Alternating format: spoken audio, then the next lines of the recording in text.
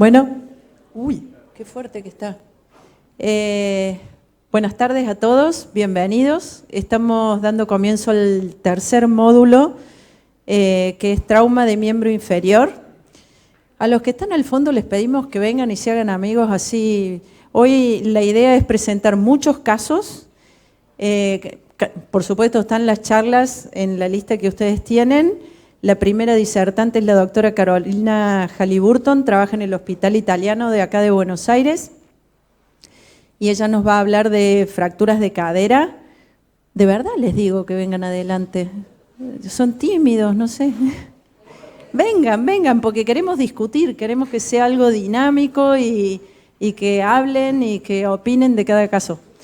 Y a los que están por streaming también, bienvenidos a todos. Son bienvenidas las preguntas, pueden preguntar todas las dudas que tengan y de esa forma todos aprendemos más. Así que, bueno, le doy la palabra a la doctora Carolina Halliburton con fracturas de cadera. Bueno, ya me presentó Vicky, así que yo trabajo en el Hospital Italiano de Buenos Aires y en el Hospital Italiano de San Justo. Hay dos hospitales grandes y, mi primer charla es la de fractura de caderas en niños.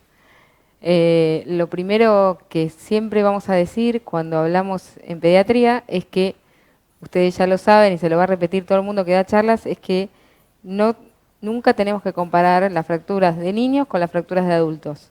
Así que la clasificación de Garden se la van a sacar de la cabeza, que es la primera que ustedes ven como residentes, ¿sí? Son absolutamente diferentes el manejo, el tratamiento, el manejo de la familia, el manejo del paciente pediátrico, la internación, todo es diferente, ¿sí? Por eso es importante. Las fracturas de cadera son muy poco frecuentes en pediatría, lejos las fracturas más comunes que van a ver van a ser las de antebrazo, las de muñeca, en la guardia lo primero que van a ver, después va a seguir el tobillo, pero fíjense que es menos del 1% de todas las fracturas que van a ver en guardia, así que la verdad que es raro ver fracturas de cadera, excepto en centros de derivación de trauma de alta energía.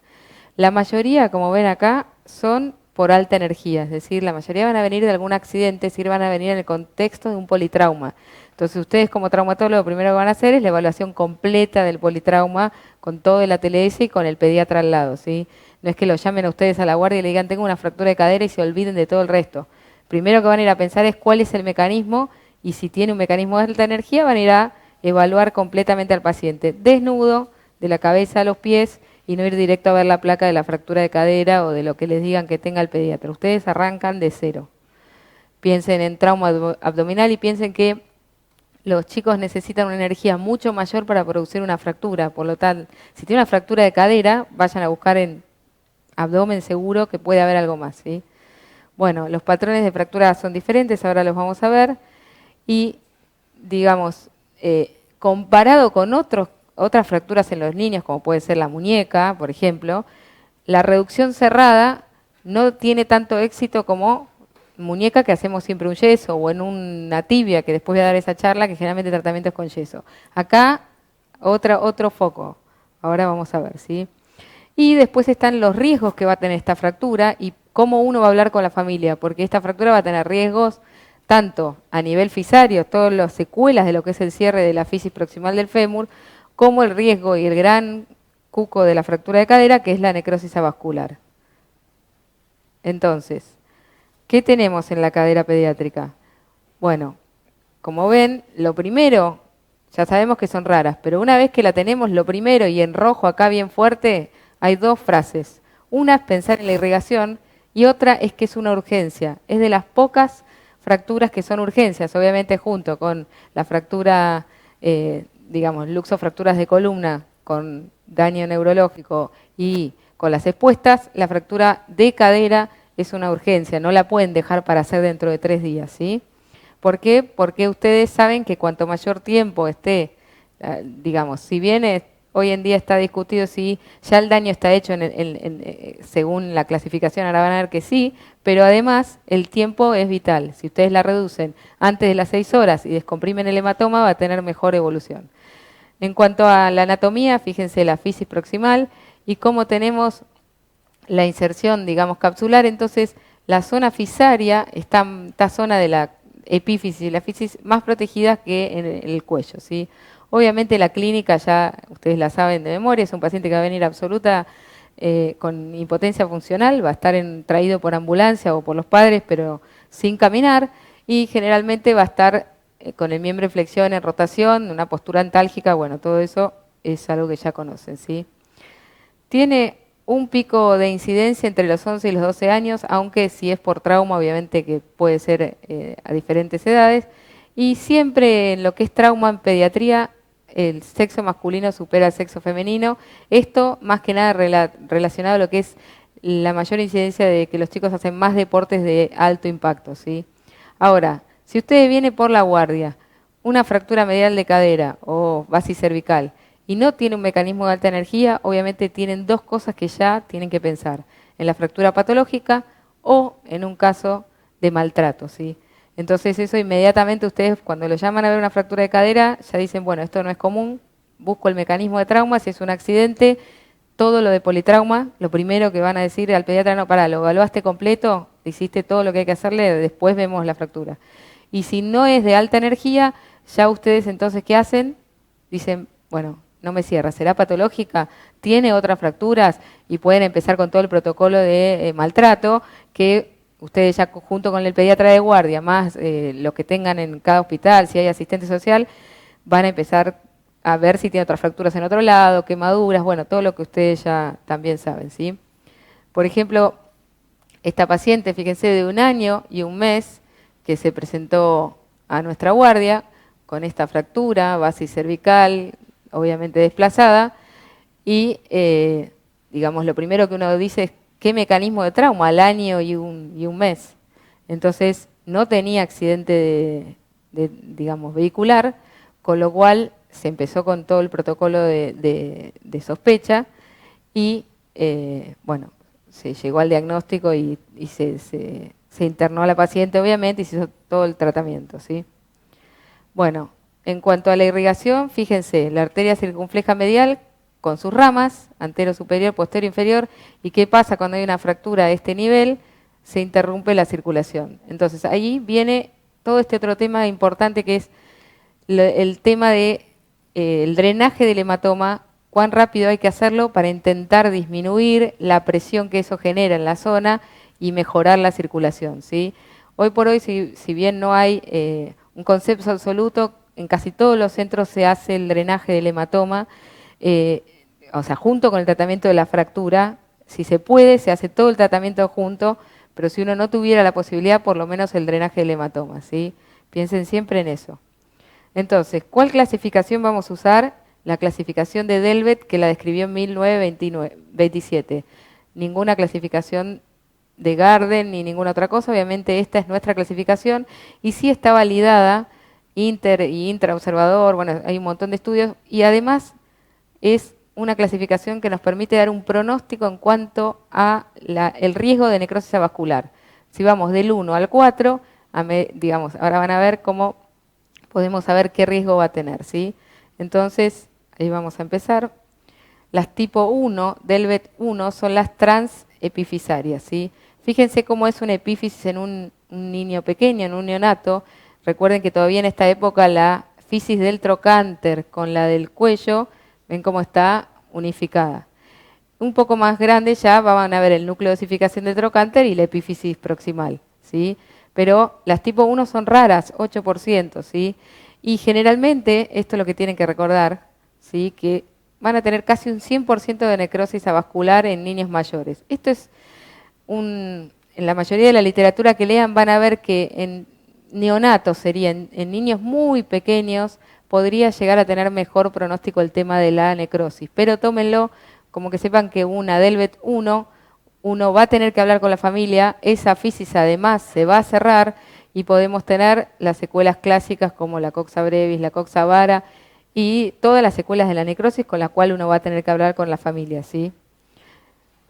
En cuanto a las tipo 2, estas ya son el 46%, que son la clásica fractura transcervical o la fractura medial que ustedes conocen del adulto en la zona del cuello. 46%, fíjense que el riesgo de necrosis también es alto, pero menos que la 1, de 50 a 6%. Y también, si hacemos un tratamiento con una fijación que no sea lo suficientemente estable, vamos a tener también riesgo de pseudoartrosis o no unión, ¿sí? Lo mismo, estos pacientes, siempre hablar con la familia de que si esa fisis se cierra, todas las secuelas que va a tener, además de, recuerden que el 80% del crecimiento del fémur está en la fisis distal y el 20% en la fisis proximal, entonces va a tener un acortamiento que no va a ser tan importante, pero generalmente podrá tener que usar algún realce en su vida, o bueno, según el déficit que le quede. Entonces, ¿qué tratamiento vamos a instaurar? Si es menor de 6 años, no estuviera desplazada, solamente ustedes llévense como criterio que se necesita una reducción estable, firme, y que no nos permita el redesplazamiento y que nos, digamos, permita una consolidación y evitar el riesgo de pseudoartrosis. Entonces, es raro que hagamos solo reducción y yeso sin ni siquiera una clavija o un tornillo o algo. Pero puede haber algún caso en donde ustedes tengan una fractura en un niño pequeño, estable, no desplazada, que ustedes lo llevan a quirófano, hacen el drenaje del hematoma, le colocan un yeso pelipédico y eso sea suficiente. Ahora, si el paciente es mayor, uno ya va a preferir algún tipo de osteosíntesis estable, que puede ser una clavija, unos tornillos, o ahora vamos a ver otro sistema tipo un tornillo deslizante, un DHS, pero algo que nos dé una rigidez, ¿sí?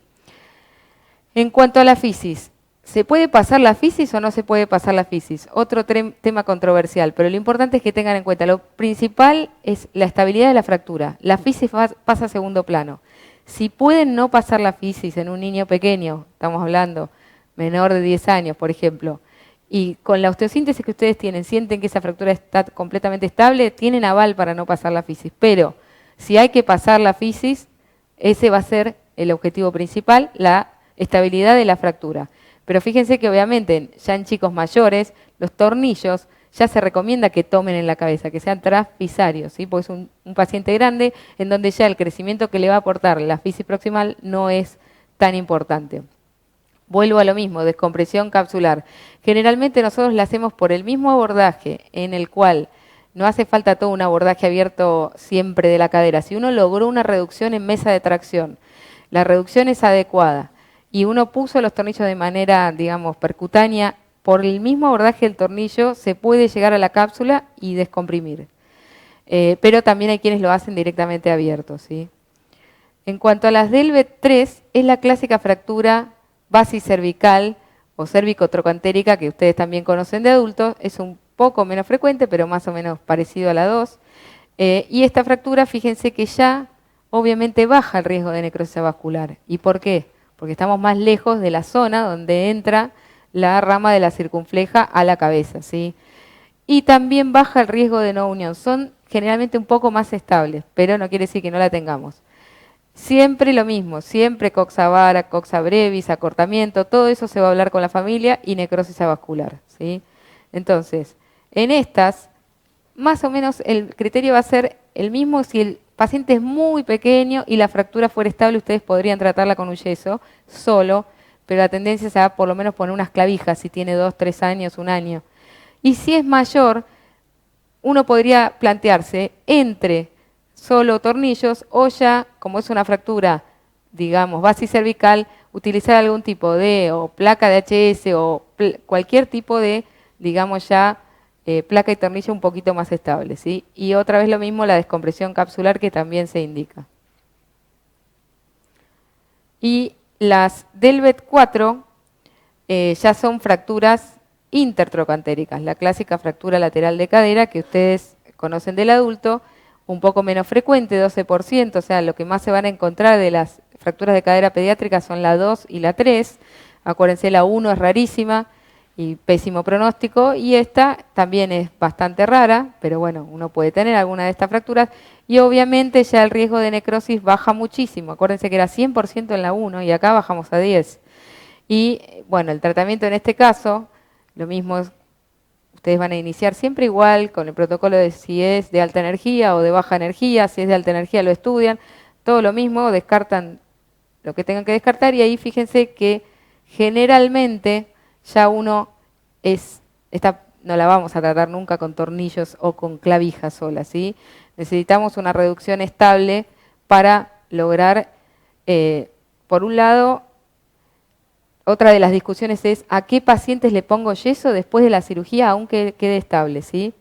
Casi todos los que hacemos infantil vamos a estar de acuerdo que pacientes pequeños, por lo menos nosotros, abajo de 8 años, 9 años, van a salir con yeso, igual de quirófano, aunque tengan una fijación suficientemente estable. No en las tipo 4, pero en las tipo 2, casi todos van a estar de acuerdo acá, si el paciente es chiquito, 4, 5, 6 años, 7, de además agregar un yeso, ¿sí?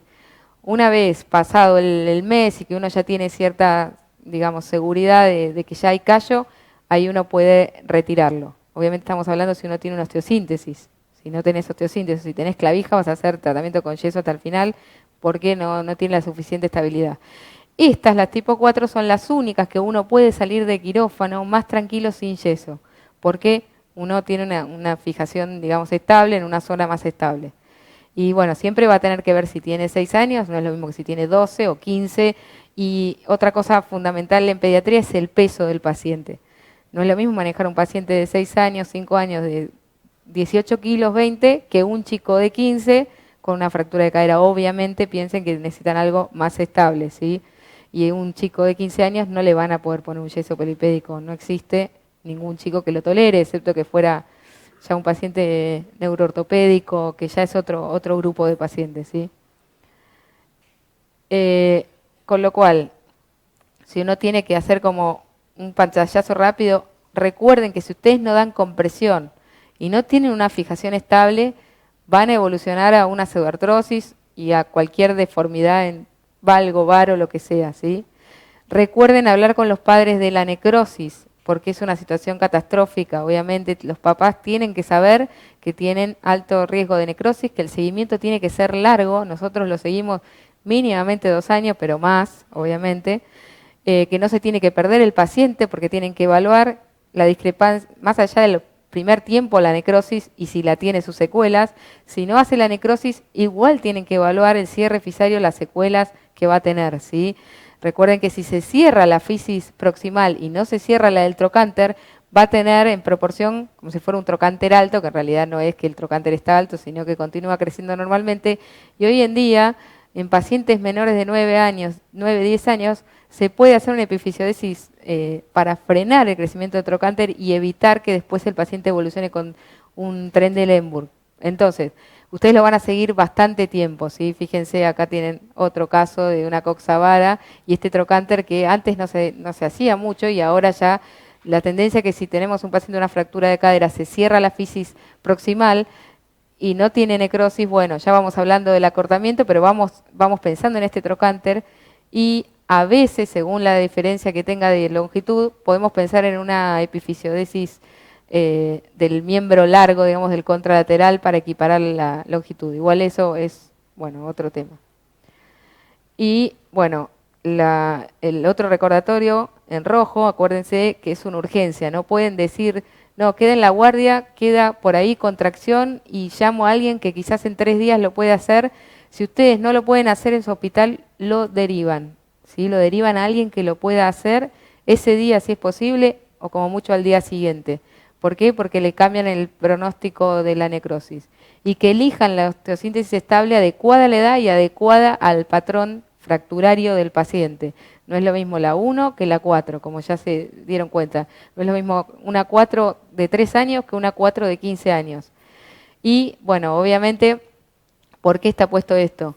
Para buscar las fracturas asociadas que pueda tener un paciente con según el mecanismo. Siempre ustedes piensen en el mecanismo de producción y ahí según el mecanismo van a ir a buscar qué otras fracturas asociadas tiene el paciente.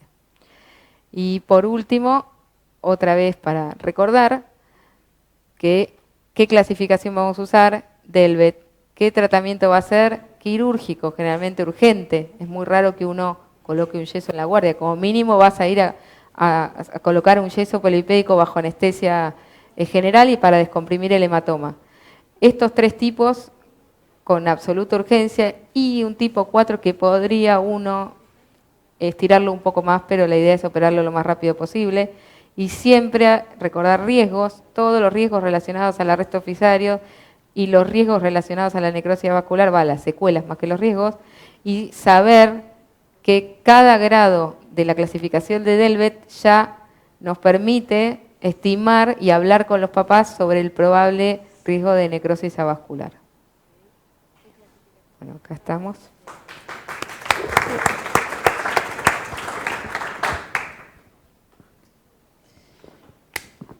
Vamos a dejar las preguntas para antes de empezar con la presentación de casos. Entonces, a continuación, voy a seguir yo con fracturas diafisarias de fémur.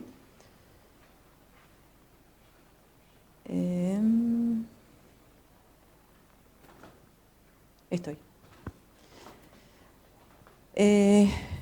Bueno, siguiendo de arriba para abajo, después del cuello fémur, seguimos con la diáfisis. La importancia de las fracturas de fémur son más frecuentes que las fracturas de cadera, que son extremadamente raras. Tenemos 3 etapas de la vida en la cual tenemos distinto mecanismo lesional. Como dijo recién Caro, en la primera infancia lo primero que hay que pensar, menor de 1 año y medio, 2 años, es el maltrato. Eso no se lo olviden nunca, siempre hay que pensar en el maltrato, porque ningún padre va a venir a decirle, sí, le pegué. Entonces, como es una causa muy frecuente, es indispensable pensarlo. Bueno, caídas con otros niños o accidentes peatón-vehículo, que es frecuente en la primera infancia. En la segunda infancia ya aparecen más los accidentes peatón-vehículo y en bicicleta o en moto, que se ve mucho últimamente, chicos andando en moto. Y en la adolescencia, accidentes de tránsito y deportivos que empiezan a aparecer. Lo primero que dicen, que piensa un traumatólogo es, bueno, en los chicos la corrección espontánea de las deformidades nos permite hacer un yesito y dejar la fractura como está. Y ese es un grave error. Sabemos que hay muchas deformidades que van a ir corrigiéndose con el tiempo a medida que el chico crezca, pero hay muchísimas que no. Entonces creo que es importante tener en cuenta qué es lo que vamos a permitir, qué nos vamos a permitir como deformidad residual en un paciente. En los menores de 2 años hay mucha corrección por delante, pero si nosotros dejamos un acortamiento mayor a 1 centímetro, eso con respecto a la totalidad del fémur es muy grande. Entonces, en los chicos menores el acortamiento que podemos permitir, porque la traslación también se permite, es menor a 1 centímetro. La rotación generalmente no se corrige con el crecimiento, así que lo mínimo indispensable, mientras menos rotación tengamos mejor. Varovalgo, 20 o 30 grados, se va a corregir espontáneamente con el crecimiento, y antecurvatum más todavía, 20 a 40 grados, porque está en el mismo eje de movimiento de las articulaciones vecinas.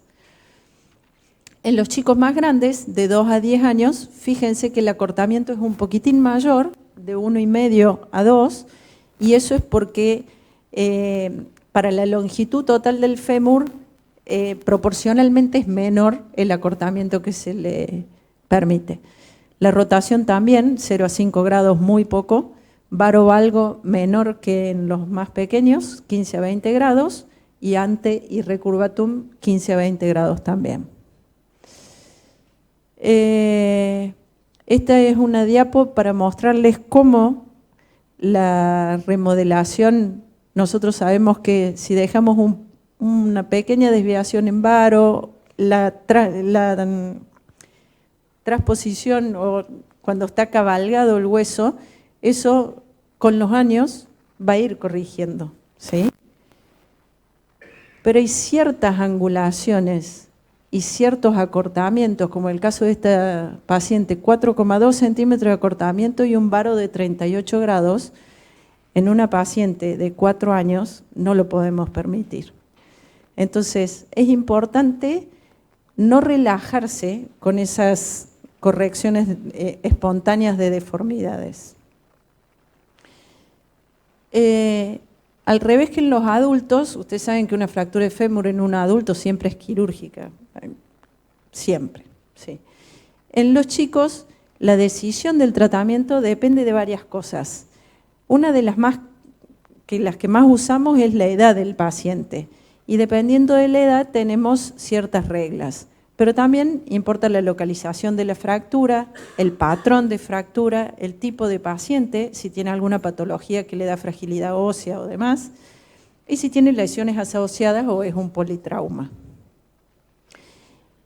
Este ejemplo lo usamos mucho porque es el más específico de todos los huesos del cuerpo. En el fémur dividimos mucho por edades.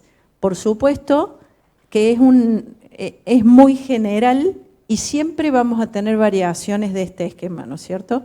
Pero lo lógico es, en los pacientes menores de 6 meses, tratarlos con arnés de Pavlik o yeso en casos excepcionales. En los pacientes de 6 meses a 6 años, reducción si hiciera falta, si no se puede permitir el desplazamiento que tiene, y yeso 90-90, que hoy le llamamos 70-70, pero viene a ser lo mismo, es un pelvipédico. Entre los 5 y los 12 años, lo clásico es el enclavado endomedular elástico. Históricamente se utilizó muchísimo la tracción esquelética y o cutánea dependiendo de la edad, y yeso, eso se ha ido dejando de lado, pero todavía hay ciertos lugares en los que se puede usar y no está mal.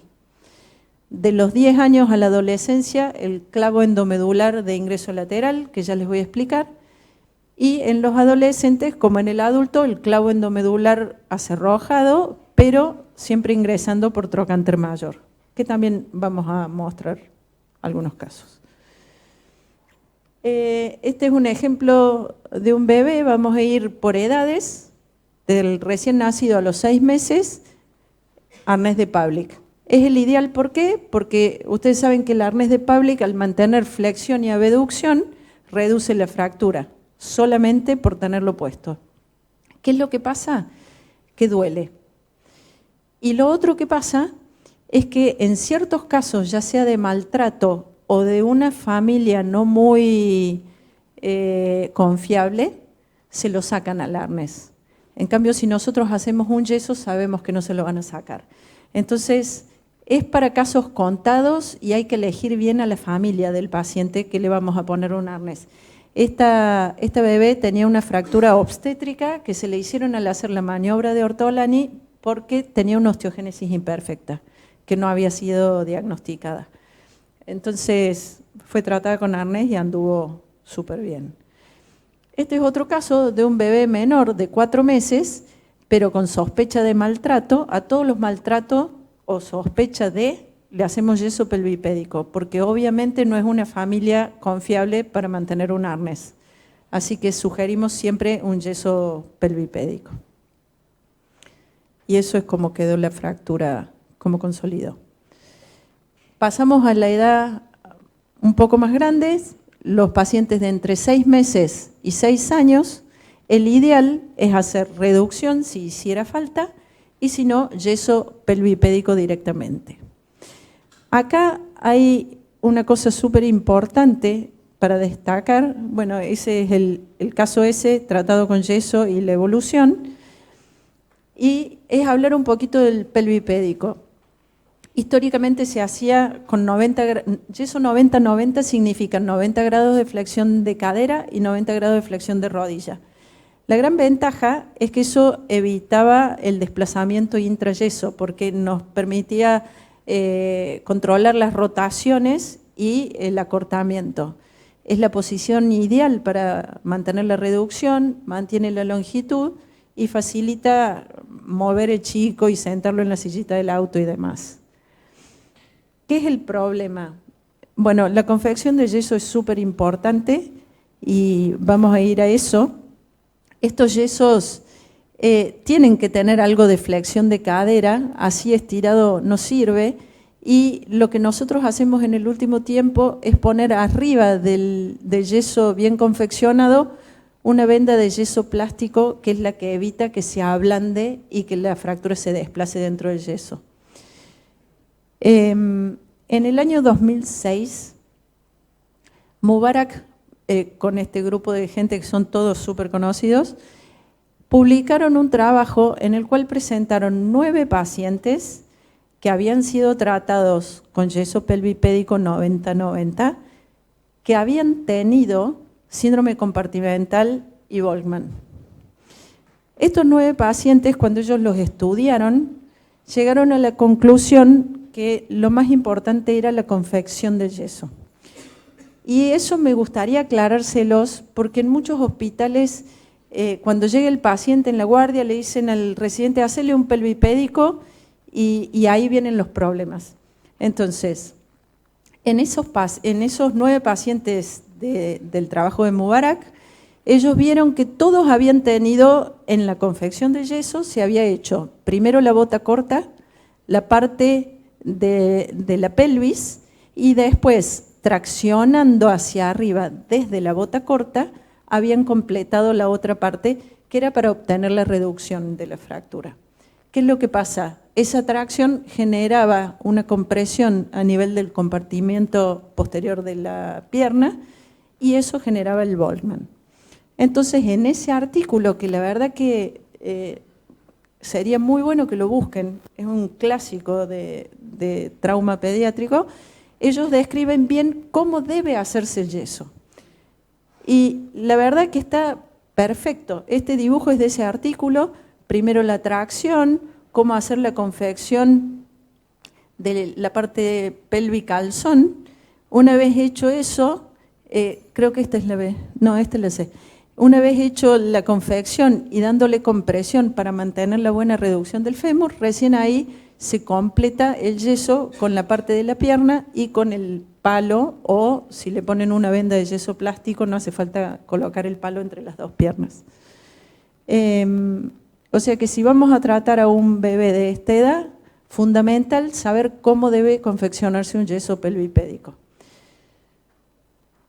También les había dicho que en esta edad, incluso en chicos más grandes, antes se usaba mucho, la tracción ya sea esquelética o cutánea, y una vez que se formaba algo de callo, los pasábamos a yeso pelvipédico. Eso, el tratamiento ese, para estar bien hecho, requiere como 3 semanas de internación, termina siendo carísimo, y al final es mucho más fácil hacer una anestesia, sedar al paciente, hacer una buena reducción y completar el yeso y que se vaya a su casa. Así que se ha dejado bastante de lado. Seguimos subiendo en edad. Esto, si ustedes se fijan, antes hablábamos de 6 meses a 6 años y acá yo ya les bajé a 5. Esto va cambiando día a día y según las culturas, las edades son bien fluctuantes. Hay quienes hablan de 3 años para empezar con el tratamiento de enclavado endomedular. Nosotros habitualmente usamos los 6 años, pero está ahí el límite. Lo importante en el enclavado endomedular elástico, que habitualmente se usan los clavos TEN, son los detalles técnicos. Para que estas fracturas funcionen y consoliden bien y no tengan complicaciones, los detalles técnicos son fundamentales. Tanto las indicaciones, cómo seleccionar el clavo, cómo vendearlo, cómo es la técnica, la reducción y la configuración de los clavos. Las indicaciones, las fracturas diafisarias de fémur, transversa, oblicua corta, oblicua larga, espiroidea, multifragmentaria, incluso las patológicas. Y el sitio de fractura, no solo la diáfisis puede tratarse con el enclavado endomedular, sino también una fractura metafisaria distal o subtrocantérica puede llegar a ser tratada con esta técnica. Los detalles técnicos están publicados en todos lados, en la página de Sintes están, los pueden leer. Yo creo que cada vez que uno planea una cirugía tiene que volver a leer la técnica y demás. Sabemos que es importante el tamaño del clavo, que cubra 1/3 del canal. Entonces nosotros cuando vamos a programar la cirugía siempre medimos el diámetro interno del canal medular para ya saber con qué clavo queremos tratar esa fractura. El prebending que tiene que estar bendeado al máximo a nivel del trazo de la fractura y que los dos clavos estén bendeados iguales. Los dos clavos tienen que ser del mismo diámetro.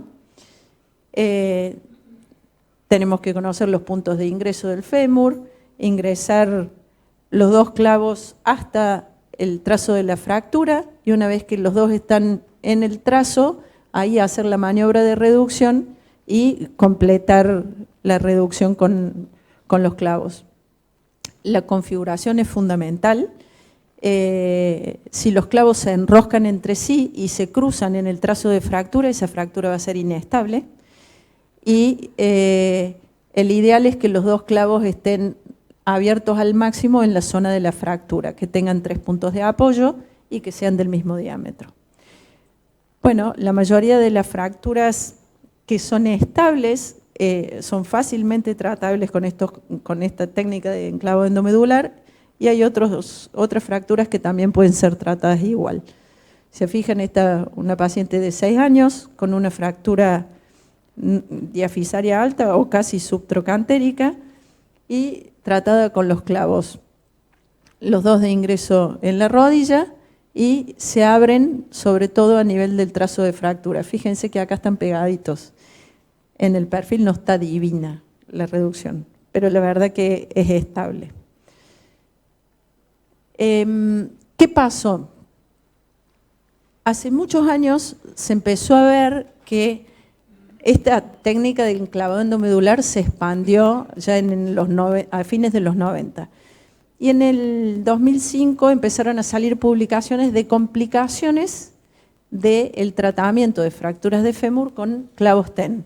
Y esas complicaciones se veían más en pacientes mayores de 10 a 13 años, en pacientes gordos u obesos o que pesaban más de 50 kilos y en fracturas muy conminutas.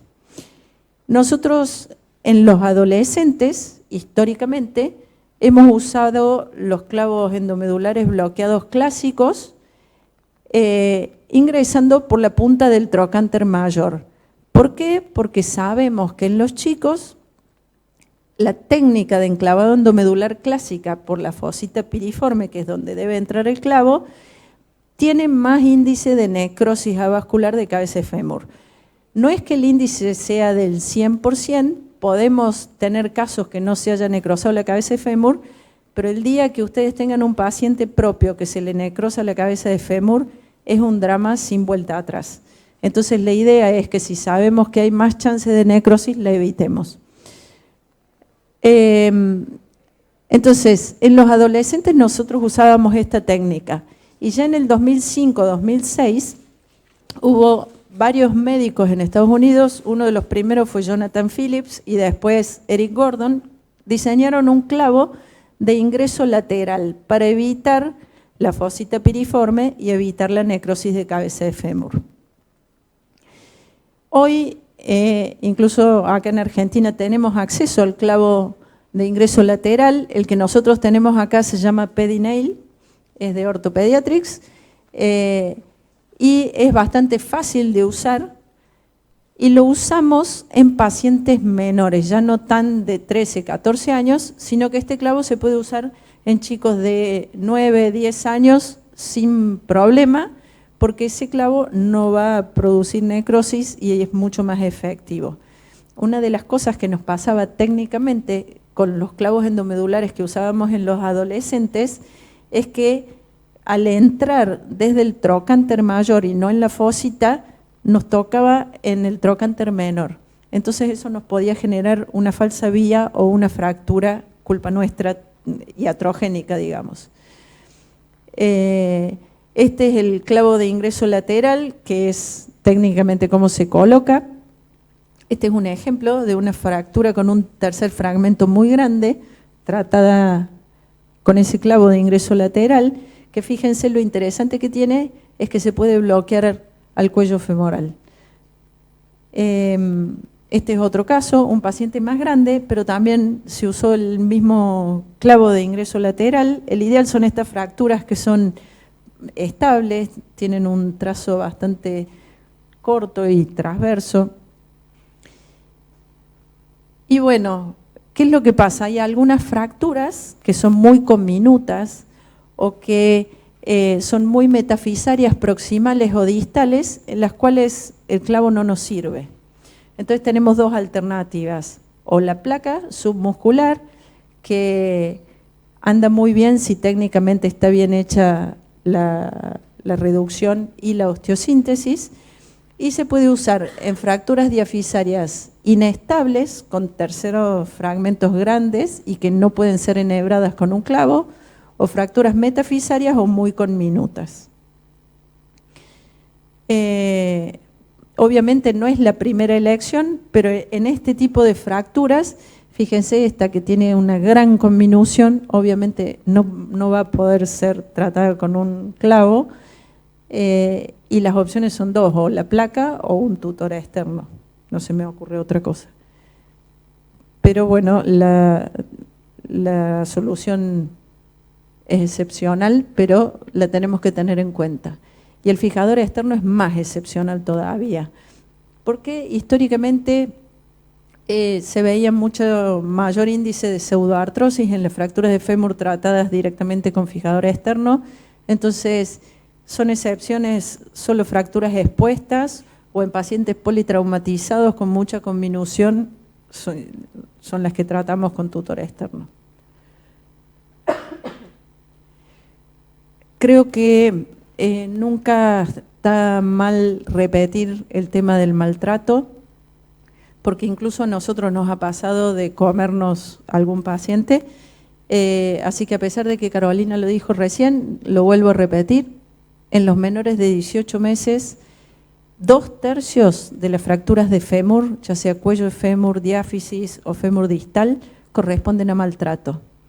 Se debe sospechar, según la bibliografía, en el primer hijo, en un paciente con daño cerebral por el shaken baby syndrome, en pacientes que tienen fracturas bilaterales, o esta es un patrón típico de fractura por maltrato, que es la subtrocantérica o con chip metafisario distal. Sobre todo si las fracturas están en distinto estadio de evolución, si la historia es dudosa o confusa, si hay algún trauma adicional de tórax, de miembro superior, etcétera. Y bueno, ya dije las fracturas en distintos estadios de evolución. Este es un bebé chiquitito que vino con esa fractura por maltrato y fue tratado con yeso. Y bueno, las secuelas de maltrato pueden ser gravísimas. Acá se ve fracturas en distintos estadios de evolución. Acá ven una fractura de fémur distal ya consolidada, acá otra, acá de fémur proximal, acá de tibia ya con deformidad en valgo. El maltrato es un problema. Las complicaciones básicamente son mala alineación, acortamiento y pseudoartrosis. Todas son factibles de ver. Este es un paciente que fue tratado, una chica creo que era, fue tratada con yeso. Fíjense, la crítica mayor es que todavía vemos pacientes con fractura de fémur que le hacen un yeso inguinopédico. Eso no sirve para nada, para nada. El yeso tiene que inmovilizar las dos articulaciones vecinas mínimamente. Así que nos olvidemos que existe como probable tratamiento. Esta es la desviación que le quedó en el perfil y en el frente. Obviamente eso hay que corregirlo. Este es otro ejemplo muy viejo de una desviación que fue corregida con un clavo endomedular. Este es un paciente que nos llegó a nosotros. Fíjense que en todas las opciones de tratamiento nunca nombré osteodesis percutánea, porque no es una opción de tratamiento. Esto es un espanto, no debiera existir hoy. Y si la decisión es poner una placa submuscular con tornillos, tengamos mucho cuidado de la técnica quirúrgica, porque estas cosas pasan. Una mala consolidación, pseudoartrosis y ruptura del implante. Bueno, en conclusión, tratamiento personalizado siempre, como en todo. El yeso es la opción ideal en los menores de 6 años. El clavo endomedular entre los 6 y los 10 años se usa y mucho, es muy útil. En los adolescentes de 10 años a 15, 14, depende de la maduración esquelética, usamos el clavo de ingreso lateral. La excepción es la placa submuscular. Tenemos que tener en cuenta que el clavo acerrojado clásico que se usa en el adulto puede ser útil. Hay algunas marcas que son más fáciles de colocar que otras, pero si no tenemos acceso al clavo de ingreso lateral, que es un poquito caro, podemos usar el clavo de Sintes o el de Trauson o varios otros que hay en mercado. Siempre conocer todas las opciones de tratamiento y acordarnos que no todas las deformidades van a corregir. Los chicos son de goma, mucho se corrige solo, pero mucho no se corrige. Entonces, cada día somos más estrictos en eso. Bueno, y nada más. Muchas gracias. Ahora los voy a dejar con el doctor Eduardo Baroni, que es del Hospital Garraham. ¿Crees que te dé el puntero? Para los que están por streaming, las preguntas las vamos a hacer al final de la charla del doctor Baroni y después vamos a presentar casos. ¿Hablas con ese o querés que te deje este por las dudas?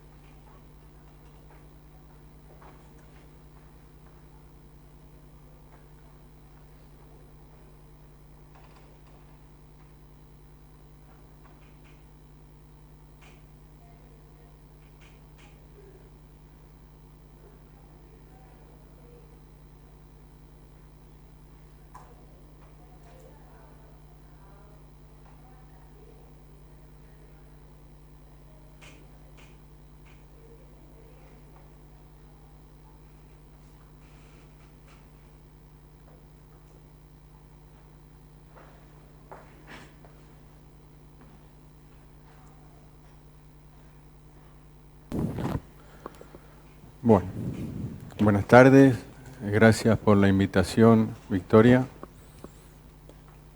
Yo les voy a hablar de fracturas de rodilla y sobre todo las fracturas de la epífisis distal del fémur. Corresponden al 1 al 6% de todas las fracturas, al 5% de las fracturas fisarias de los huesos largos y la edad de presentación más frecuente es entre los 12 y 15 años de edad. ¿Qué características anatómicas tiene? es el primer núcleo en aparecer osificado y el último en fusionarse, contribuye aportando el 70% del crecimiento femoral y crece aproximadamente 1 centímetro por año. La clasificamos según el mecanismo, puede ser por abducción, hiperextensión o hiperflexión. Cuando abarcan la fisis, esta clasificación nos permite proyectar y tener un diagnóstico del tipo de la evolución de la fractura. Clínicamente presentan impotencia funcional, dolor, tumefacción y deformidad. El diagnóstico se basa en la clínica y en la radiografía, y es necesario, importante, valorar la edad del paciente, la complejidad de las fracturas y si existen lesiones asociadas.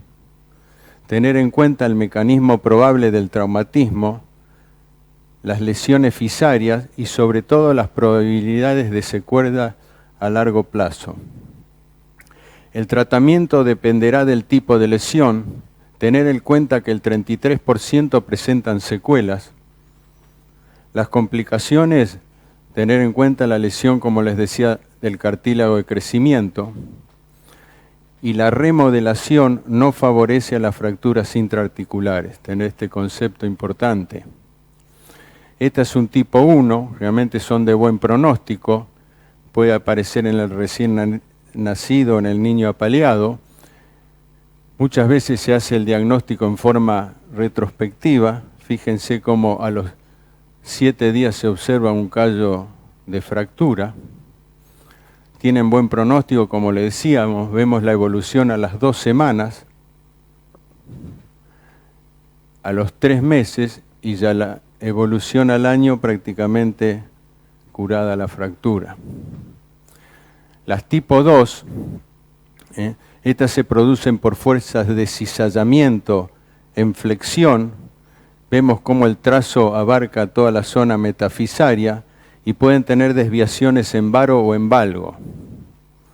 Esta es una desviación en valgo, una tipo 2, y tienen muchas, tener en cuenta que las tipo 2 tienen muchas secuelas, tienen una probabilidad muy alta del cierre del cartílago de crecimiento. En este caso, vemos la estabilización con 2 clavos lisos y la inmovilización con yeso. Esta que les voy a mostrar fue una tipo 2 con una desviación en varo. El paciente tenía 10 años y medio. El posoperatorio se estabilizó con 2 clavijas. La evolución a los 7 meses ya se observa un cierre a nivel del cartílago de crecimiento.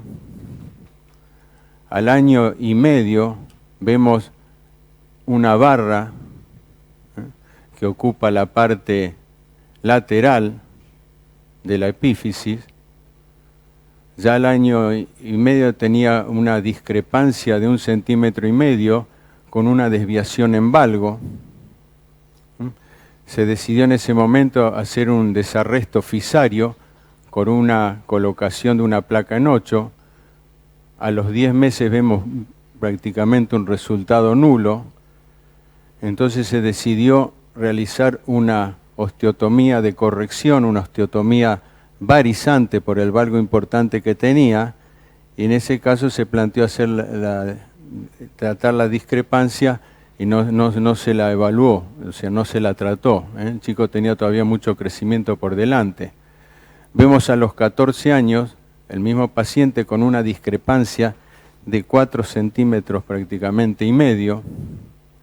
Se decide hacerle una elongación con esa discrepancia. Vemos cómo se fue elongando. Se desvió en varo, el callo era una elongación importante que prácticamente casi llegó a 5 centímetros, y entonces después se trató de corregir esa desviación que tenía el callo, donde se le puso un tutor tubular, se le montó un tutor tubular.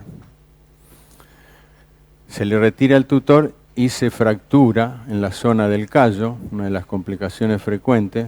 Entonces se decidió colocarle un clavo endomedular, donde prácticamente se consiguió darle el largo habitual, prácticamente se mantuvo esa elongación que se había conseguido.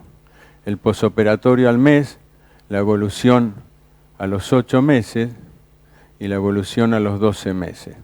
Yo les muestro este caso por realmente ese tipo de fractura que uno parece prácticamente inocua, o sea que prácticamente plantear los riesgos futuros que puede llegar a tener con el cierre fisario. Este fuera un chico prácticamente alto, que llegó a 1,90 m, o sea que tuvo mucho crecimiento por delante. En ese caso se estabilizó, una de las cosas que se puede plantear muchas veces, se estabilizó con clavos lisos, se podía haber utilizado otro tipo de estabilización, pero realmente se utilizó un elemento con los clavos lisos con menores riesgos de que produzca un cierre fisario y sin embargo el cierre fisario se produjo, como realmente para prevenir. Este es el posoperatorio a los 18 meses, buena función. Otro tipo de fracturas distales son las tipo 3. Estas generalmente son fracturas intraarticulares con un trazo vertical y generalmente afectan la incongruencia a nivel de la tróclea femoral. Producen mucha hemartrosis articular. Se estabilizó con un tornillo. Vemos el posoperatorio a los 6 meses y a los 5 años.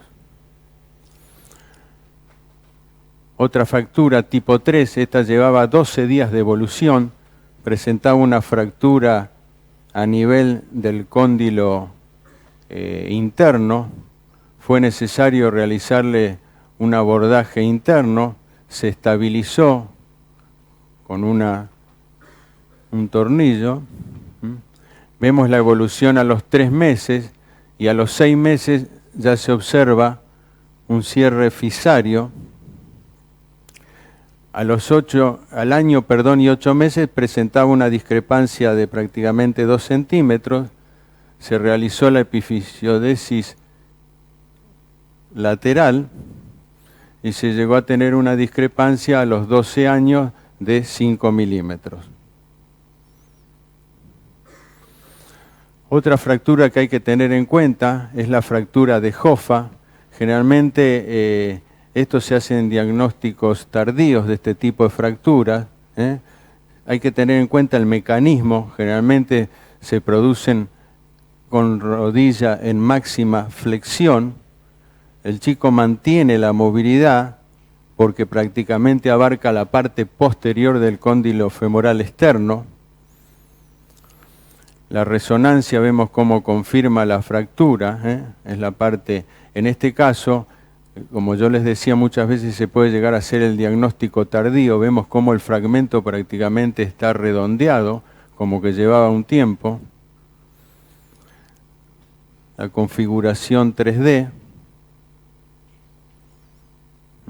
En ese caso fue necesario realizar un abordaje posterolateral de Henderson, que es la indicación, y la reducción y estabilización del fragmento con 2 tornillos. El posoperatorio inmediato y la evolución a los 6 meses. Entonces, tener en cuenta estas fracturas, que son poco frecuentes, de difícil diagnóstico, y generalmente se tratan, como les decía, en forma tardía. El mecanismo de trauma generalmente son mecanismos de hiperflexión de rodilla, y la reducción abierta con estabilización es el tratamiento de elección. Otra fractura, que muchas veces se hace el diagnóstico tardío, son las fracturas en manguito de la rótula. El mecanismo de producción puede ser por traumatismo directo, pero es más frecuente el traumatismo indirecto, donde la potente acción del cuádriceps hace que se produzca una abulsión a ese nivel. Clínicamente suelen presentar tumefacción e impotencia funcional, pero muchas veces, como yo les decía, es difícil el diagnóstico. No sé si alcanza a ver acá en esta zona, porque lo que se desprende, lo que vemos nosotros en la radiografía, sobre todo en la de perfil, es un desprendimiento del polo inferior, que estaría a este nivel. A esta edad, la rótula está realmente rodeada por un tejido fibrocartilaginoso, y eso es realmente lo que no vemos nosotros. La radiografía no nos muestra eso está prácticamente desgarrado. Fíjense en este caso la radiografía, el polo inferior, ahí como se ve un desprendimiento, y la resonancia magnética nos muestra todo este tejido prácticamente que está rodeando la rótula. El chico sigue después que se hace, si no tenemos por ejemplo una resonancia, hacemos la inmovilización, el chico después va a tener una movilidad del aparato extensor, pero siempre generalmente tienen un déficit. En este caso, generalmente las complicaciones, como le decía, es el déficit de la extensión, la rótula alta, y generalmente no llegan a tener una extensión completa. Este también es un diagnóstico tardío. Este paciente hace 3 meses había tenido el traumatismo y llega a la consulta como una limitación de la extensión contra gravedad. Generalmente son los últimos 10 grados donde realmente no alcanza a extender completamente la rodilla. La radiografía lo único que nos muestra, fíjense, es la rótula alta, no nos muestra otra cosa. Pero la resonancia magnética sí es realmente muy demostrativa.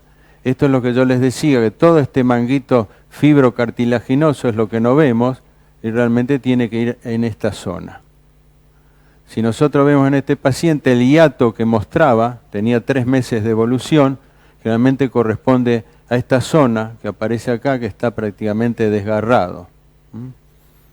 El tratamiento quirúrgico es reponer esta zona, o sea, se lleva el tendón rotuliano hacia arriba, en este caso se perforó la parte extraarticular de la rótula, y se hace directamente todo alrededor de la rótula, se hace una sutura en esa zona, para traer todo el manguito, como yo le decía, fibrocartilaginoso.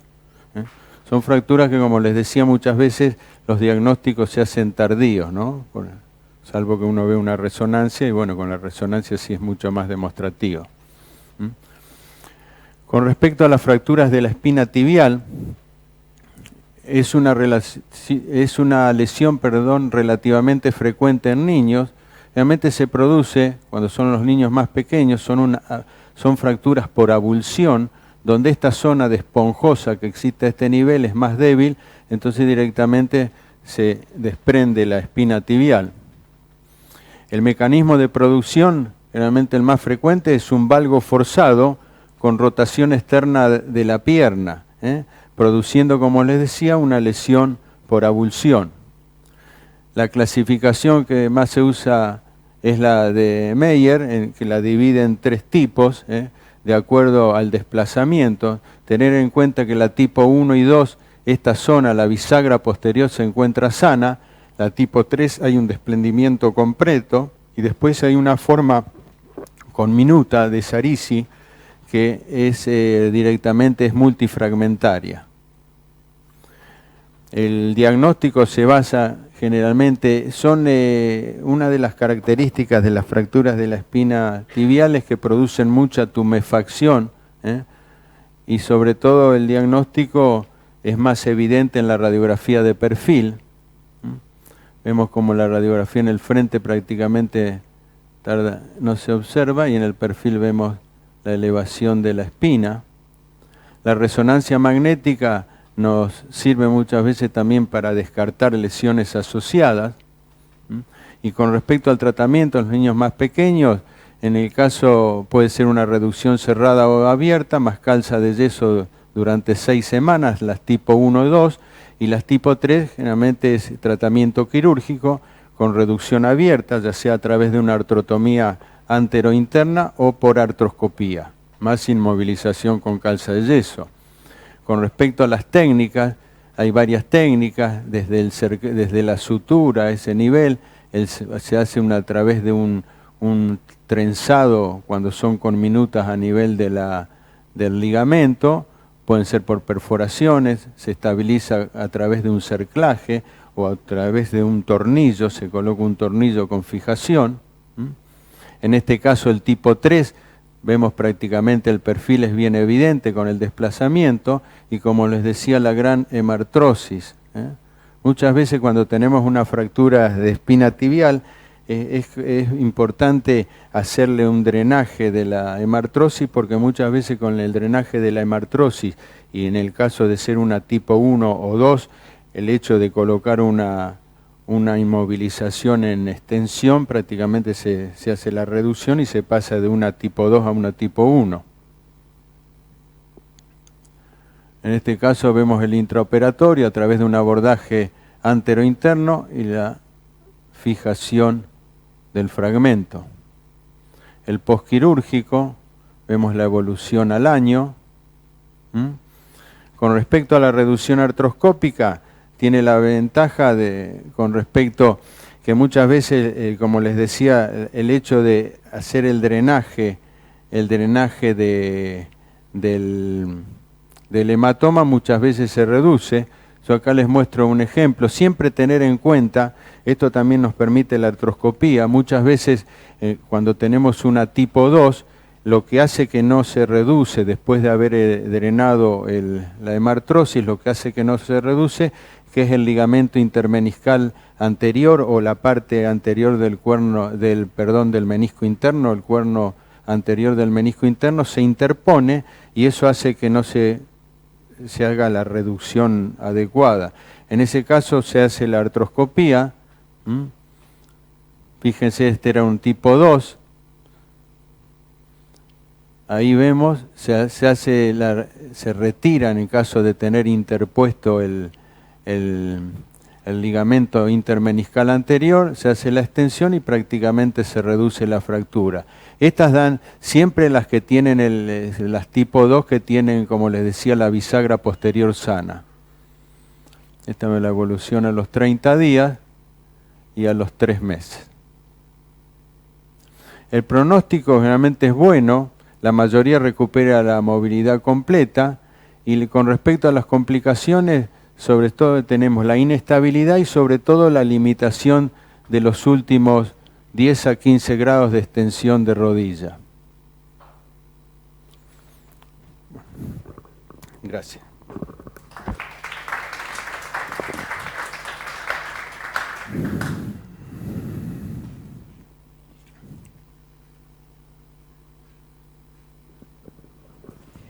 Muchas gracias, Eduardo. Vamos a empezar con las preguntas.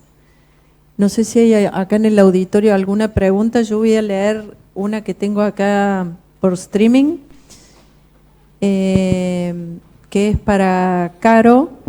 Dice, fractura de cadera, ¿por qué abordaje drena el hematoma cuando este va a ser el único gesto posible en el momento de la urgencia? Sí, acá tengo. Si es el único gesto posible y uno lo va a llevar me imagino, a hacerle el yeso bajo anestesia en un quirófano, lo vamos a tener al paciente anestesiado. Si se puede y pueden utilizar algún tipo de mesa de tracción para la reducción, mejor. Si no, sin mesa, según la edad del paciente, obviamente, porque si es menor de 6 años, no hay mesas de tracción pediátrica generalmente en ningún hospital de Argentina. Yo, digamos, si lo tuviera, la única opción que tengo, siempre igual pensaría en las clavijas, si no tienen nada más, además, como para dejar una reducción más estable. No se olviden de eso, porque eso está en cualquier hospital. Pero puede ser un abordaje lateral, el mismo lugar donde ustedes iniciarían con la clavija para pasar un tornillo al cuello, por ese abordaje que es seguro que no van a dañar más el cuello. Nosotros vamos pegados al hueso con una tijera muy chiquita y entrando despacito, obviamente con cuidado, van a ver que en un momento llegan a la cápsula y viene el hematoma, que es una sangre más, digamos, espesa, más coagulada. Pero obviamente esa es una maniobra que hay que hacer con mucho cuidado. Ese sería el abordaje. Para completar lo que venías diciendo, yo también quiero preguntarte sobre la técnica de Wagner, porque recién dijiste las clavijas en los chicos muy chiquitos y que hay en todos lados. ¿Usan ustedes la técnica de Wagner? ¿Querés explicar cómo es? O sea, generalmente no utilizamos, ¿sí? Si tenemos los tornillos en quirófano, la verdad es que si están, que generalmente están, vamos a preferir eso, sea la edad que sea el paciente. Tendría que ser un caso ya muy pequeño, que tuviera 1 año y medio, pero muy pequeño. La verdad que si no, hoy en día, no sé, Vicky, vos, ¿qué haces con esos casos? Yo creo que hay casos que tienen indicación de técnica de Wagner, que son pacientes muy pequeños, yo te diría menor de 6, 8 años incluso, y en las del BET 1 o 2.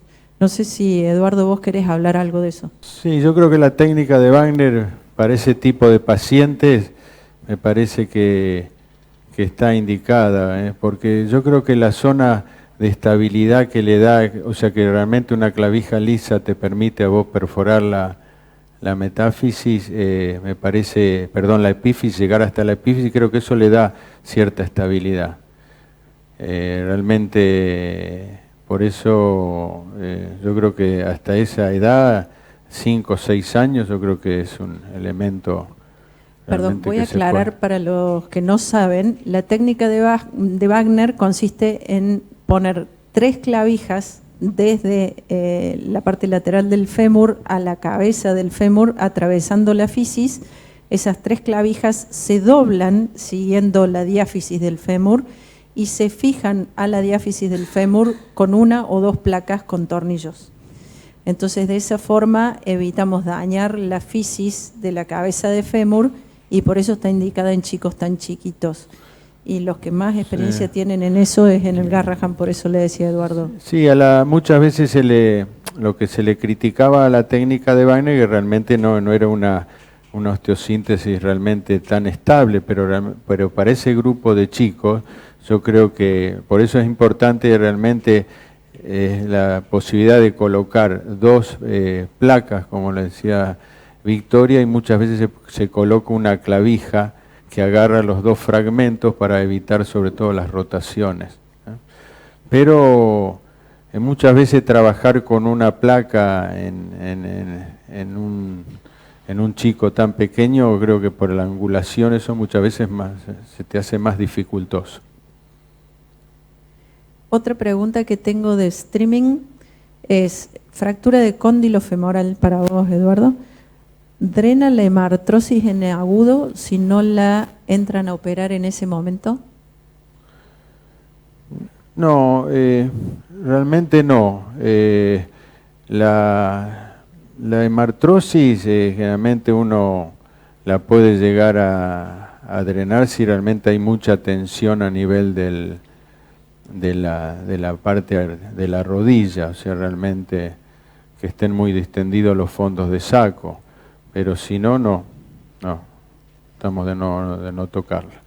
Y hablando de hemartrosis, este es para vos, Caro, dice, si en la fractura de cadera consideran realizar el drenaje del hematoma por artrocentesis en caso de que la cirugía definitiva no se pueda realizar dentro de las 6 horas. La verdad que no es nuestro objetivo principal, nuestro objetivo es tratar la fractura, porque si ustedes no van a poder tratarla, la tienen que derivar. Van a llevar al paciente una anestesia, le van a hacer una artrocentesis, le van a hacer un yeso y están haciendo un tratamiento inadecuado. La verdad es que no lo hemos hecho nunca. Generalmente tratamos de que el concepto sea que se debe tratar donde lo van a tratar, y no tuvimos ningún caso que nos planteamos eso. No Después, sé ustedes, pero... yo sigo leyendo preguntas, si ustedes tienen, me frenan. A ver. Yo quería hacer una pregunta con respecto a la fractura subtrocantérica. Si considera, además de colocar TEN, realizar un yeso pelvipédico como para aumentar la estabilidad, o ya es suficiente con los TEN. La fractura subtrocantérica está entre la de cadera y la de diáfisis femoral. Hay algunas que por el trazo son estables, que son las que pueden tratarse con clavos endomedulares, hay una descripción de colocación de 3 clavos endomedulares en lugar de 2 para darle más estabilidad. Mi preferencia es una placa bloqueada, mi preferencia, dependiendo de la edad del paciente, obviamente. En los más chiquitos quizás trataría de poner 3 clavos endomedulares, pero todo depende de la estabilidad intrínseca de la fractura. Si es transversa o si es con minuta, ya elegiría una placa. Y si hay que poner yeso es que no te quedó tan bien. Entonces, si nosotros vemos que la fractura no es suficientemente estable con la osteosíntesis que hicimos, le pondríamos yeso, o si la fractura es intrínsecamente estable y con un yeso creemos que va a andar, a veces puede ser tratada solo con yeso. Pero en general, si haces osteosíntesis, el ideal es no poner yeso.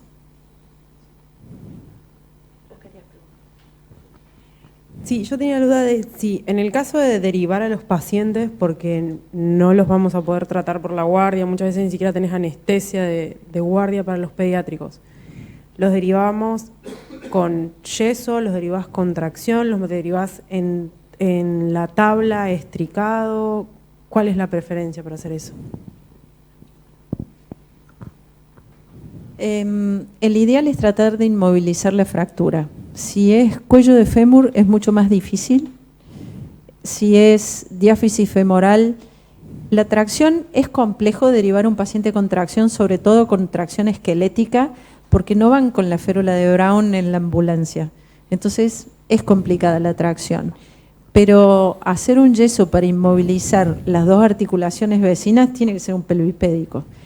Y las férulas de yeso no inmovilizan mucho. Vos tenés que tratar de que en esa derivación no haya mucho movimiento para evitar el cizallamiento y más daño, y que el paciente no tenga tanto dolor. Entonces, la inmovilización es lo mejor que se pueda hacer. Incluso la tabla, a veces si la fractura es muy proximal, te la desplaza más, porque la reducción se hace en flexión y abducción. Entonces, ahí depende de cada fractura cómo la puedas inmovilizar mejor. Sí, yo lo derivaría sí o sí con yeso pelipédico, una fractura de cadera, no tendría duda, porque entre que viene la ambulancia que vos pedís y lo que vos tengas que coordinar, vas a tener tiempo de hacerle un pelipédico al paciente, porque lo vas a mandar y en el traslado se va a desplazar y piensa en el riesgo de necrosis avascular. Entonces, no tendría duda de derivarlo con un pelipédico en una cadera. Victoria, yo con respecto a lo que hablábamos hoy de que diste vos esa apreciación del yeso 90-90, yo creo que hay que tener mucho cuidado con el yeso 90-90, porque realmente uno se plantea de hacer la inmovilización y realmente la confección, nosotros tuvimos realmente complicaciones con el yeso 90-90 y sobre todo donde se produce las zonas de necrosis es donde a nivel del hueco popliteo donde realmente se hace la tracción, o realmente yo creo que muchas veces el paciente contra gravedad, no hay una zona tampoco a nivel de la región glútea, no hay una zona de apoyo y eso hace que haya mucha presión sobre el hueco popliteo. Y hemos realmente tenido una vez, yo recibí un paciente, llevaba 3 semanas de evolución y realmente cuando le sacamos el yeso 90-90 tenía prácticamente toda una zona de necrosis a ese nivel. Así que realmente el yeso 90-90 creo que es bueno, no es tampoco, en un momento era como realmente se lo había dejado un poco de lado, pero hay que tener mucho cuidado sobre todo con la confección. Sí, les recomiendo que lean ese artículo de Mubarak que está muy bueno. Acá hay un par de preguntas más, así seguimos con la presentación de casos. De las fracturas medio diafisarias de fémur tratadas con yeso pelvipédico, si se incluye la pierna contralateral hasta el muslo, el ideal es que si la fractura es inestable, sí se incluya. Y esta que me parece súper interesante, con respecto a la obesidad infantil, que cada día se ve más, las fracturas de diáfisis femoral, ¿qué método de fijación sería de elección entre los 5 y los 10 años? El método ideal a esa edad son los clavos endomedulares flexibles, los TEN. Hay que tener mucho cuidado en los pacientes obesos, que el clavo sea por lo menos 1/3 del diámetro del canal, porque si no seguro que se va a desplazar y va a ser inestable. Y en algunos chicos con obesidad no sirve el yeso pelvipédico para darle más estabilidad, pero sí a veces retrasamos la autorización de apoyo, la autorización de la marcha. Y bueno, y si son muy obesos, usamos clavos de ingreso lateral, el pedinail. Y la última que tengo acá online, si se puede utilizar clavijas olivadas en la epifisiolisis tipo 2 de fémur distal para atravesar la fisis, creo que está hablando, sí, utilizando un Ilizarov. Sí, que la vija olivada. Sí, con Sí. oliva. No es roscada. La clavija del Ilizarov que tiene una bolita.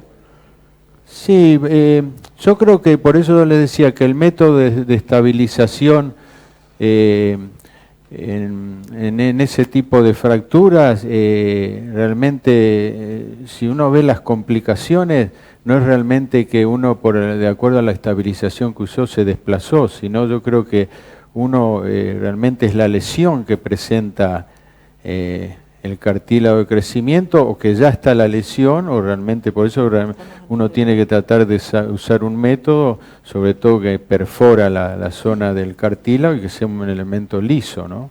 Totalmente. Pero no es por falla de la estabilización. Okay. Yo tenía una pregunta con respecto a las fracturas de cadera Delvet 2, si había consenso en poner 2 o 3 tornillos canulados y si el diámetro variaba dependiendo de la edad o más que nada me hice el cuello para ver qué diámetro de tornillo usas. Sí, consenso no hay. Entre 2 y 3 no hay consenso tampoco entre seguro pasar la fisis o no pasarla. Y tampoco hay consenso absoluto en drenar el hematoma. Es casi un consenso, pero si buscas los artículos... Así que te diría que la elección del tamaño va a depender del cuello del paciente. Lo tenés que haber medido antes, eso es importante, para ver qué tenés en quirófano o qué vas a usar. Y la verdad es que la elección de si pasar o no la fisis no está escrito en ningún lado. Mucha gente dice que sí o sí pasar la fisis para dar mayor estabilidad, no sé acá Victoria y Eduardo cómo lo hacen ustedes, y otros quieren cuidar la fisis y lo mismo, si con 2 sentís que está estable, puede ser que ya estés bien, o quieras un tercero para dar mayor estabilidad, pero bueno, no sé ustedes qué opinan. Sí, los trabajos, muchas veces habían salido trabajos que realmente colocando de un tornillo pasar a 2 realmente había mayor riesgo de necrosis. Realmente eso no sé si no está comprobado. También manifestaban que cuando se colocaba un tornillo se perdía estabilidad, no sé, tampoco eso realmente se comprobó, así que realmente no sé. Sí, nosotros retiramos todo en pediatría. Bueno, excepto que el paciente tenga 16 años, una cosa así. Mínimamente un año. Estamos hablando de cadera, En los clavos elásticos que habló Vicky, nosotros tratamos de retirarlos entre los 6 meses y el año porque después puede ser más difícil. Pero tampoco hay un consenso estricto en esto. Nosotros no coincidimos tanto. Los tornillos de cuello de fémur no los retiramos. Yo personalmente, porque he tenido muchas complicaciones en un par de casos y son difíciles de sacar, sobre todo los de epifisiolisis de cadera, los TEN, los clavos bloqueados y eso más sí. Un clavo acerrojado lo podés dejar, no es indispensable, pero los clavos TEN sí, los retiramos. Sí, con respecto a los tornillos, se habían dejado de sacar, sobre todo en las epifisiolisis, porque realmente era mucho más trabajoso la cirugía de retiro de del tornillo que realmente en la las colocación. epifisiolisis, que no es lo mismo que la fractura, lo dejamos hasta que cierre la fisis. Sí. Pero es el mismo tornillo. Bueno, pero en las fracturas lo sacamos, pero no hay algo escrito, por eso le digo, ven que entre cada hospital... Vamos a hacer presentación de casos breve antes del break, así aprovechamos los doctores que tenemos acá. Presenta Carolina. Bueno, yo tengo una serie de casos con respecto a todos estos temas que dimos recién. La idea es obviamente que ustedes puedan hablar, Bueno, entonces lo llaman por esta paciente, que era la que habíamos visto antes, un año, un mes, que está en la guardia, te llama el pediatra y les dice que tienen una paciente con fractura de cadera. ¿Alguien que quiera empezar a decir algo?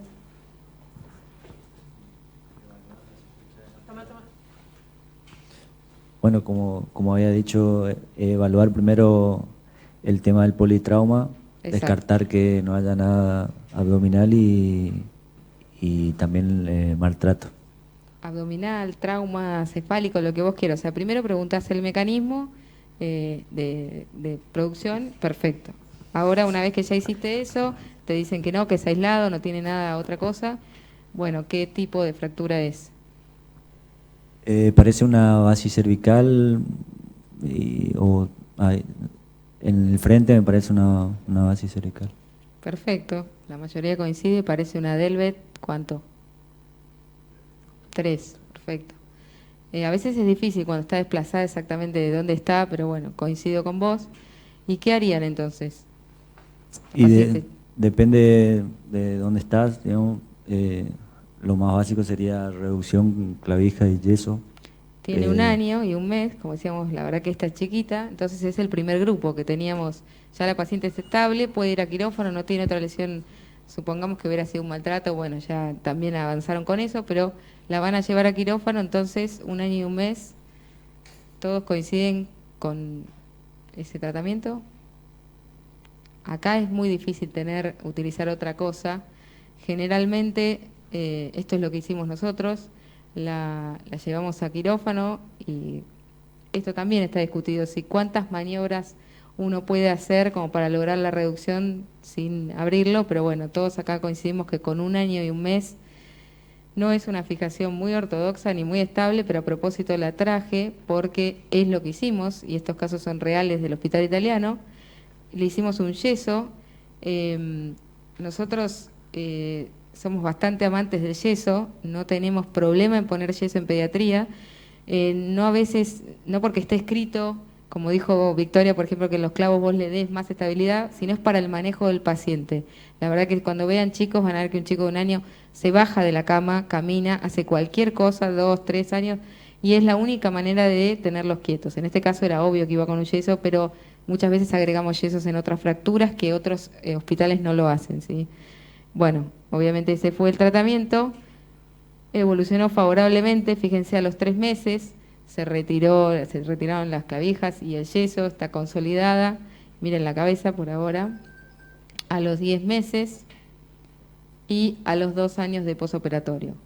Ahí tienen el pre y el post. Entonces, obviamente con la familia ustedes van a haber hablado de todo lo que hablamos, algunos casos van a tener buena evolución como este, pero también ¿por qué fue? Porque era una Delvet 3, que habíamos dicho que tenía menor riesgo de necrosis y más estable como fractura, ¿sí? Así que ese es un primer paciente. Ahora lo llaman por una segunda paciente, esta ingresó hace un año, saltando en cama elástica en el cumpleaños del hermano, domingo de Pascua me llamaron con esta paciente. Fractura, 7 años, bueno, que más allá de lo que ya sabemos, ya descartaron, esta no es un maltrato, no es un politrauma, era una lesión única. Ahora, ¿qué clasificación les parece que es?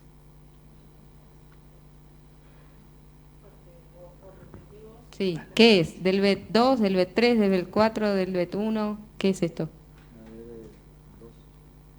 2, 3, lo mismo. Fíjense que es difícil de saber si es cuello, pero bueno, ustedes acá ya tiene 7 años, ¿sí? No tiene un año como la anterior. Una pregunta, Caro. En esta fractura que ingresa por guardia, que vos dudas si es 2 o 3, ¿le haces placa contracción para ver si se define mejor el trazo? ¿Haces algún otro estudio? No. Directamente con eso definís la cirugía. Con eso se trata de organizar todo para tratar de hacerlo antes de las 6 horas, lo más rápido que se pueda, y se va a quirófano. Cuando esté en la mesa de tracción vamos a saber el tipo, pero no nos cambia porque como tenemos las cosas en quirófano, hacerle una tracción nos parece que es agregarle un gesto de riesgo. O sea, esta paciente, si se puede ingresar lo más rápido cuando cumpla ayuno a quirófano, mejor. Bueno, ahí teníamos la clasificación, dudoso, ven, ahí está, nosotros nos pareció más un 3, y Entonces fuimos a quirófano y acá fíjense lo que hicimos la reducción cerrada en la mesa de tracción, usamos una clavija, que acá no puse todas las radioscopías, pero para que sepan, joystick en el cuello que nos ayudaba, que estuvo colocado durante un tiempo a la reducción para no tener que abrirlo. Una vez que logramos la reducción en el frente del perfil, pasamos, fíjense que ahí hay 3 tornillos, que es lo que preguntaban, y no pasamos la fisis. Decidimos no pasar la fisis, y es totalmente controversial, pero bueno, porque tenía 7 años, y sentimos que con esos 3 tornillos estaba estable. Obviamente agregamos un yeso. La verdad que si buscas en la bibliografía, la mayoría por lo menos avala el yeso de los 6 años para abajo seguro y de los 6 para arriba, ahí está la duda según lo que tengas. Nosotros no dudamos en ponerle yeso y le drenamos el hematoma por el mismo abordaje. Bueno, esta paciente lleva 1 año, por ahora no tiene signos de necrosis. Este es un tercer caso, también que vino hace 2 años aproximadamente, pero la diferencia es que lo llaman y es un paciente con PC, pero es deambulador. Y deambulador intradomiciliario, pero se cayó en su casa. Entonces, ¿quién quiere describir qué diferencias ve con respecto a los casos anteriores? ¿O qué diferencia cómo lo plantearían? Tiene 16 años, pesaba 65 kilos, pesa, pobre, no pesaba, y bueno, se cayó en la casa. ¿Alguna diferencia en la radiografía rápida que me tengan que decir? Más allá del tipo, muy bien, hay algo alevoso en la radiografía, es PC. ¿Qué tiene? Por la alteración del eje del fémur. Al margen de eso, algo más. No es adulto, tiene 16, es adolescente, pero está bien, digamos, acá la fisis no te va a alterar, no te va a importar. Otra cosa de la calidad ósea. ¿Qué tiene este paciente? La mala calidad ósea. Perfecto, tiene osteopenia, fíjense ya, ustedes tienen que ver eso, cambia absolutamente, es un paciente de 16, de más de 50 kilos, 60 y pico, y osteopénico. Y entonces el tratamiento, obviamente, uno lo va a definir según el tipo, pero también según el paciente que tenga por delante. Este paciente obviamente que no va a llevar un yeso y es un paciente difícil de manejar. Bueno, según la clasificación, a nosotros nos pareció también más una Delvet 2. Y ahí, fíjense, esto también es controversial, pero nosotros decidimos misma reducción en mesa de tracción, sin abrir, percutánea, con esa clavija joystick que ayuda bastante. Primero se estabilizó con los tornillos que pasan, obviamente, la fisis, que ya a esta altura no preocupan, y después le agregamos SDHS porque por la calidad ósea, por la estabilidad que necesitábamos para esa fractura y por el tipo de paciente que teníamos.